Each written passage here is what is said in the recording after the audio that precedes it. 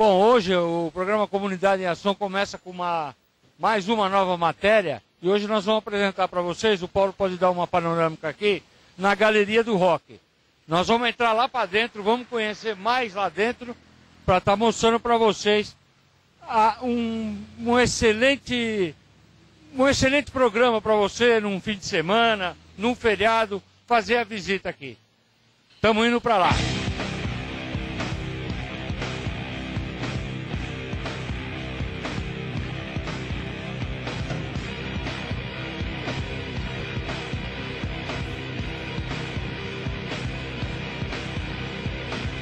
Bom, gente, o programa Comunidade em Ação está trazendo hoje um mundo a ser explorado, uma galeria que existe há muitos anos em São Paulo e que tem muita coisa bonita para se ver. E nós estamos indo agora para conhecer tudo isso aí. Nós vamos pegar quem sabe para passar todos os detalhes para vocês conhecerem mais a fundo a Galeria do Rock.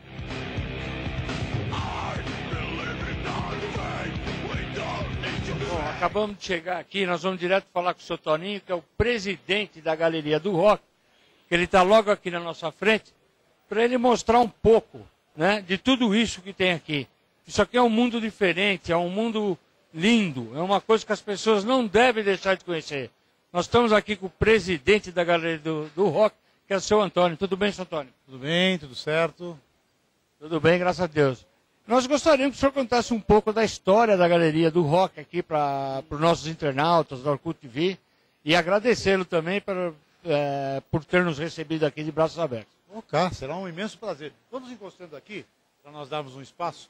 Mas a Galeria do Rock na verdade, para contar um pouco da história dela, nós temos que nos remeter um pouco lá para a década de 50, quando São Paulo ainda era São Paulo de Piratininga, São Paulo da Garoa, São Paulo um pouquinho daquela pauliceia desvairada que o Oswald de Andrade, Mário de Andrade, os modernistas contavam no período.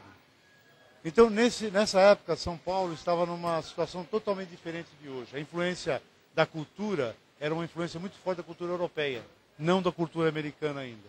Então, naquele período, as pessoas andavam ainda de paletó, gravata, iam ao cinema, às missas, geralmente de paletó e gravata. O costume era outro, né? Não existia o prêt-à-porter que eles chamam hoje em dia. Era tudo roupa feita sob medidas. E a partir daí, começou-se um processo, né? O Brasil estava se transformando, estava mudando. Nós entramos saímos do processo agrícola para um processo industrial. Foi criado Brasília, né, por Juscelino Kubitschek. Foi criada a primeira fábrica de automóveis no Brasil, em 59. Ou seja, o Brasil estava começando a passar por um processo de industrialização. E esse processo de industrialização trouxe uma transformação de cultura. Saímos de uma cultura europeia para uma cultura americana. Aí começam a surgir os primeiros jeans, as primeiras camisetas, as primeiras roupas feitas industrialmente, né? E antes, essas roupas eram feitas totalmente sob medida, e aqui no centro de São Paulo não cabia, não comportava mais nada, né? Então, o prefeito, na época, chamado Toledo Pisa, resolveu criar uma lei de incentivo. Ele criou, aqui no Centro Novo, por entre essas quadras, que é um centro novo mesmo, é planejado essa nossa área do centro, né? Ele resolveu cortar por entre as quadras galerias. Então ele fez essas galerias para atender aquela demanda de alfaiates, de camiseiros, né, que eram necessários. E aqui na região não se comportava, porque aqui acontecia o quê? Acontecia toda a demanda de pessoas que vinham de outros estados, do interior. Então as pessoas vinham aqui pelas cafeterias, né? Tínhamos a Cristalo, aquelas casas de cafés maravilhosas, as pessoas andavam todos ainda, né? De terno, gravata, né? Então era uma outra São Paulo. Como você falou, né? A pessoa tinha que casar, tinha que vir para cá para fazer o vestido. Verdade, quer dizer, tanto é que ainda temos algumas ruas, com a Rua São Caetano ainda acontece isso, né? Para as noivas. Mas as pessoas comuns que utilizavam roupas feitas sob medidas, né? Ternos, camisetas, camisas. Mas como tudo acontecia, que não existiam shopping centers ainda, então eles vinham para cá para poder se vestir, né? Então, virado o ano, a galeria foi um projeto de Alfredo Matias. Esse arquiteto foi muito importante para a cidade de São Paulo. Ele criou o primeiro shopping center do Brasil, que é o Shopping Center Iguatemi. Logo após terminar aqui a galeria, em 63 foi entregue, em 68, 69 foi entregue o primeiro shopping do Brasil, que é o Iguatemi, que até hoje é uma referência para o país. Né? Só uma pergunta, você falou que antes de existir o prédio da galeria, ele dividiu em quadras, lojas, Isso. aí no fim acabou juntando tudo na galeria, seria isso? Não. O que esse prefeito fez, na verdade, foi uma lei de incentivo, uma lei de criação de um produto que, para atender uma demanda muito reprimida, que eram esses alfaiates, camisas. Não tinha onde eles se instalarem, na São João, na Barão de Itapetininga, tudo aqui era ocupado, porque não tinha shopping center, então tudo se vendia, que aqui era do Cal, né? Então as roupas eram vendidas simplesmente e feitas por essas pessoas. E eles não tinham onde se instalar mais.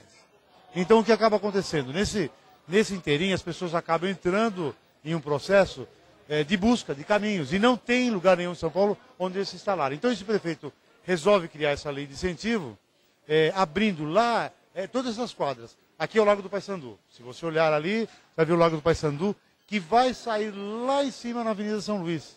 Que aqui era tudo quadras fechadas. Então ele criou uma lei de incentivo para os empreendedores da época criar galerias por entre essas quadras. E galerias como existiam em Paris, na França. Tanto é que isso aqui é uma réplica perfeita de galerias que tem em Milão, em Paris. Né?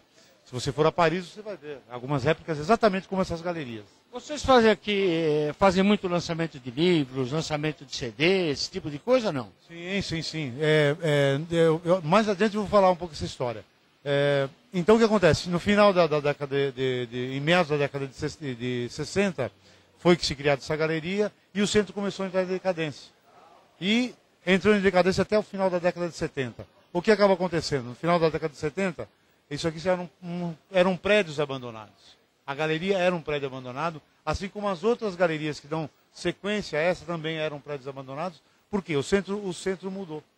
Né? Como o país se industrializou, ele foi caindo os escritórios para Paulista, foi criado o primeiro shopping, então foi para a Berrina. Né? Então a cidade foi migrando e o centro foi ficando abandonado. E os prefeitos não se perceberam disso. Me parece que eu ouvi algum prefeito dizendo em revitalizar o centro, que ia trazer os prédios públicos, que ia fazer não sei o quê. Mas pelo que eu vi até agora, nada se tornou realidade ainda. Não, muita coisa já aconteceu. Muita coisa aconteceu. Mas eu vou contar essa historinha rapidinho. Só para chegar lá, é um processo, né? Vai lá. Então nós estamos ainda em 75. Em 75, esse prédio era um prédio abandonado. Totalmente abandonado. O que aconteceu em 75? Começaram a vir os primeiros Black Power, que é uma onda americana. E eles vinham aqui, porque aqui se instalaram vários camiseiros, alfaiates, né? Tinha mais de 100 camiseiros logo na inauguração do prédio. E esses blacks vinham fazer as calças bocas de sino, naquelas calças abertas que tinham. E eles vinham comprar também os ingressos para o baile do Palmeiras. Então, essa galeria acontecia. Os blacks, por que vinham os negros para cá? Né? Porque aqui na frente é a Igreja Nossa Senhora do Rosário dos Homens Pretos. E essa igreja atraía a comunidade negra, e como era uma comunidade mais sempre meio excluída, eles vinham para cá e aqui eles se sentiam bem. Aí vinham nos camiseiros, nos alfaiates, faziam suas calças, suas roupas, e começou todo um processo. Aí vieram as primeiras músicas do rap, né, do rap americano, vieram os primeiros cabeleireiros Black Powers. Isso aí o que é? É a gênese da cultura hip hop que aconteceu aqui dentro. Foi o começo da cultura hip hop. Final da década de 80, isso aqui era um prédio totalmente abandonado, tinha só, das 450 lojas, haviam só umas 60 lojas funcionando, nada funcionava, escada rolante, segurança, que era uma terra de bandido. Era pior que Amsterdã. Aqui tráfico de droga era uma coisa muito comum, então era um prédio abandonado. E nesse inteirinho já existiam algumas lojas de CD, de vinil naquela época. Né? E essas lojas de vinil vendiam discos alternativos. Em meados da década de 80 veio a primeira loja de punk rock aqui na galeria. Essa loja de punk rock começou a atrair muito roqueiro, né? Punk rock mesmo. E atraiu também góticos, né? Headbangers. E aí dava umas confusões, umas brigas violentas. Como eu já estava aqui nesse período, eu vim aqui para fazer minha primeira faculdade de jornalismo, eu acabei vindo aqui, era um espaço abandonado. Então nós começamos a falar, vamos fazer alguma coisa por esse espaço aqui, vamos revitalizar. Final da década de 90, nós resolvemos assumir o prédio. E já existia